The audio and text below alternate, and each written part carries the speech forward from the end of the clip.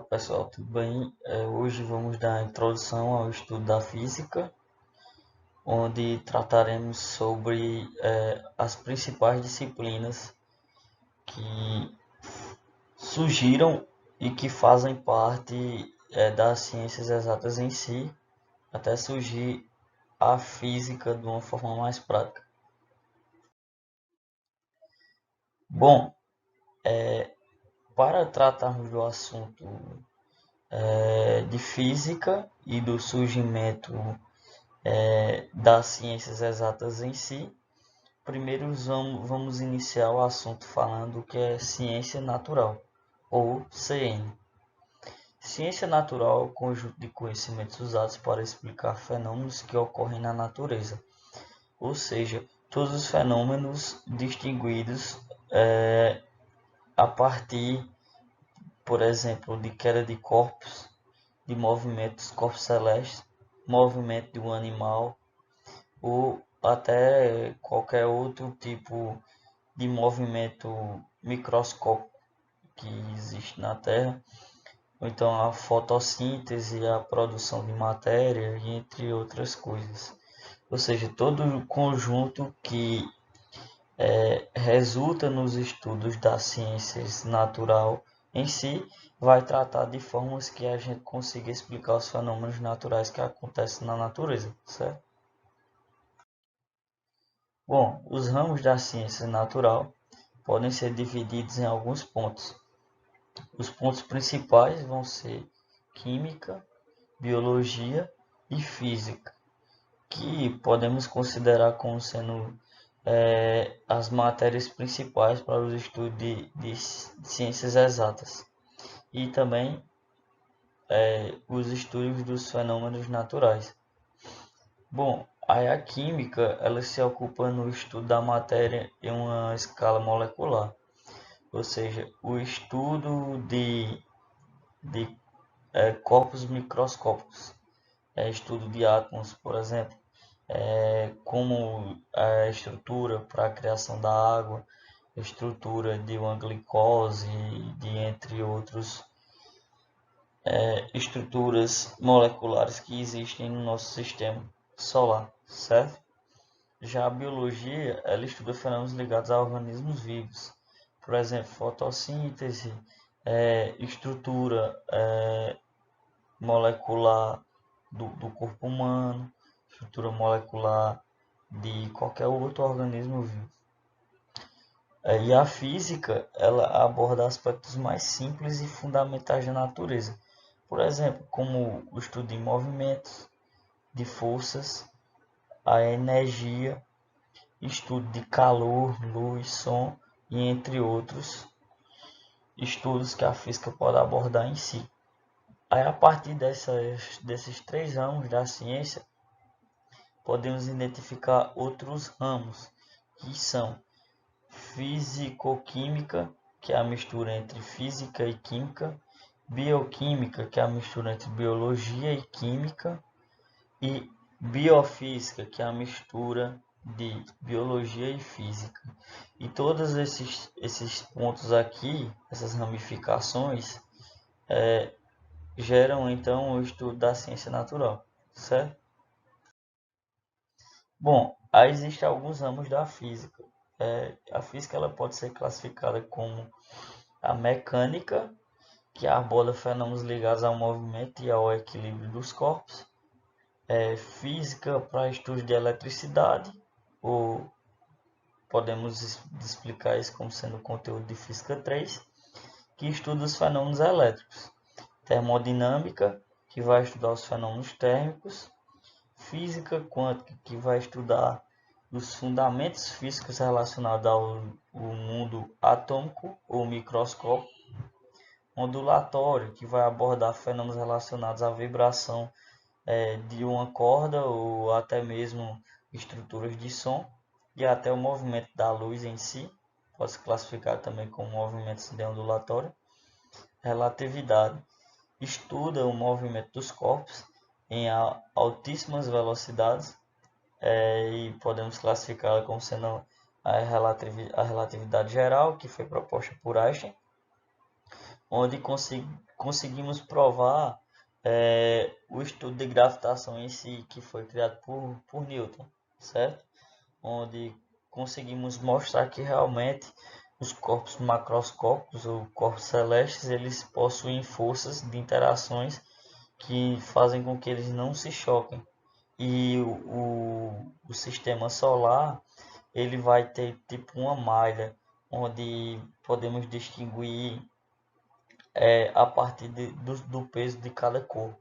Ou seja, esses pesos fazem com que gerem forças entre si, fazendo com que os corpos celestes ou os planetas girem em torno do Sol. E também podemos falar do estudo de óptica, que é dada aos estudos de fenômenos relacionados à luz, e também podemos estudar a parte de lentes, certo?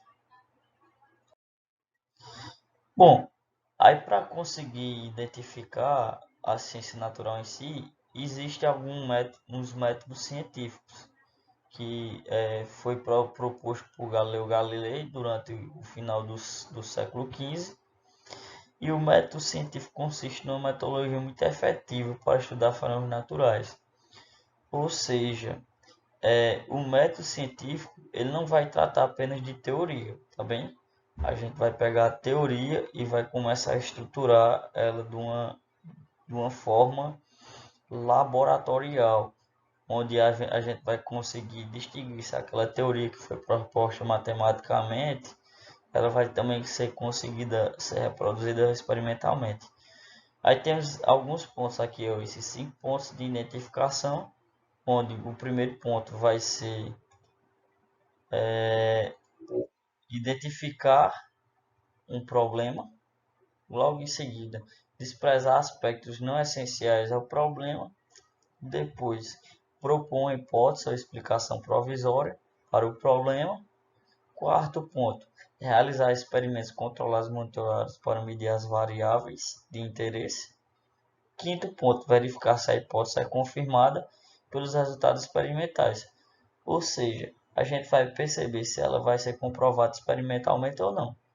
Caso não seja comprovada experimentalmente, podemos dizer que aquela teoria tem algum problema.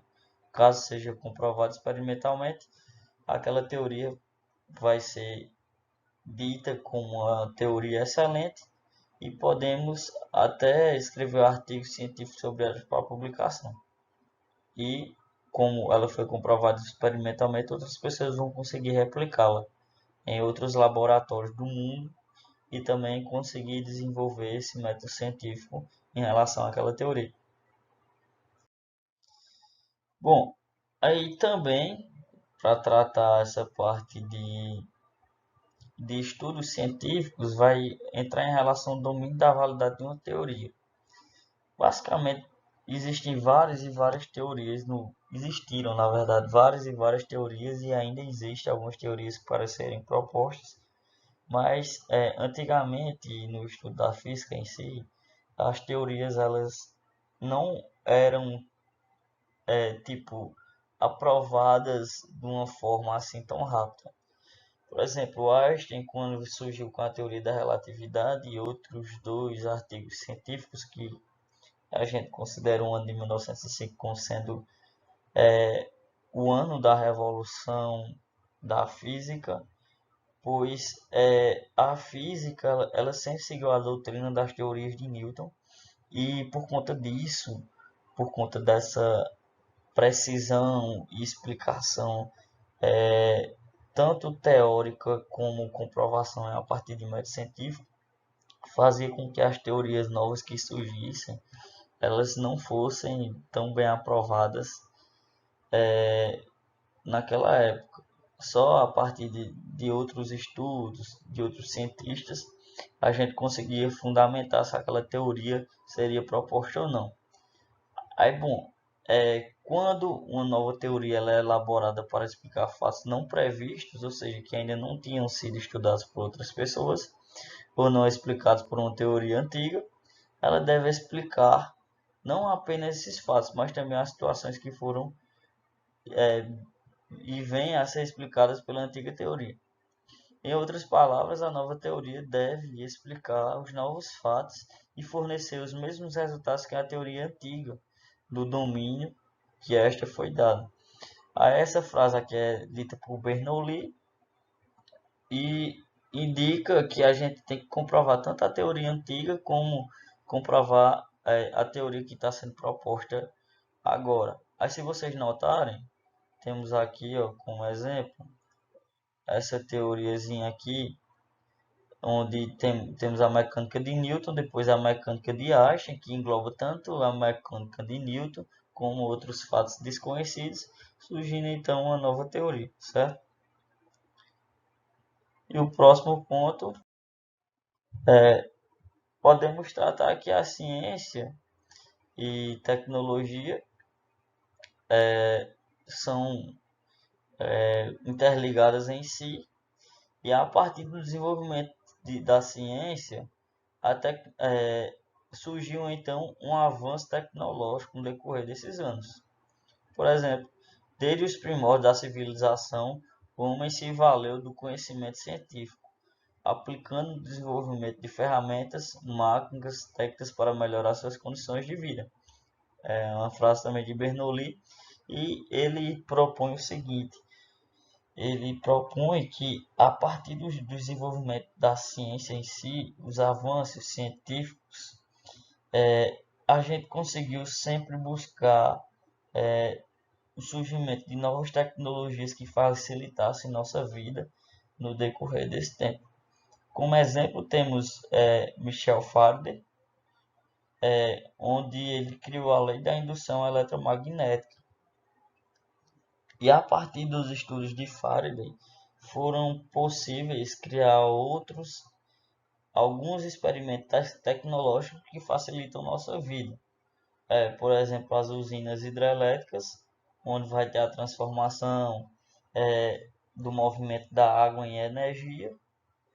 E essa energia é a que a gente utiliza hoje no dia a dia. E também, a partir dos estudos de Edison, a criação da lâmpada incandescente. E hoje a gente, com maior facilidade, utiliza lâmpadas fluorescentes que têm maior durabilidade e gastam menos energia. Mas significa o quê? Que a partir desses estudos científicos e comprovações do método científico a partir de experimentos, a gente o ser humano em si conseguiu, no decorrer de anos, facilitar a vida de seus filhos, netos e até de outras pessoas a partir do desenvolvimento tecnológico. Ou seja, em geral, o conhecimento científico antecede a aplicação tecnológica. Bom, e a partir disso vão surgir então grandezas físicas para explicar esses experimentos ou até esses métodos científicos em si. E o que são grandezas físicas? Todas as coisas que podem ser medidas são chamadas de grandezas físicas, ou seja, algo mensurável, algo que eu posso medir e que possui uma composição química, uma velocidade e entre outras coisas. E para finalizar a aula, pessoal, tem essa chargezinha aí, ó, onde ele fala muito frio. Aí na próxima vem um jornal e cai sobre ele. Aí ele diz, pelo menos eu fico por dentro das notícias. Onde ele vai estar se aquecendo e ao mesmo tempo lendo. Foi só uma referência aqui para vocês, mas para explicar que as grandezas físicas elas são mensuráveis. Ou seja, ele a partir da temperatura conseguiu distinguir uma grandeza física, que foi o frio. Certo, pessoal? Estamos finalizando a aula, onde eu vou explicar agora para vocês que a partir das grandezas físicas surgiram então o Sistema Internacional de Unidades de Medidas, conhecido como SI, e ele é um conjunto de unidades de medidas usado pelos cientistas do mundo todo, sendo composto de grandezas fundamentais e derivadas.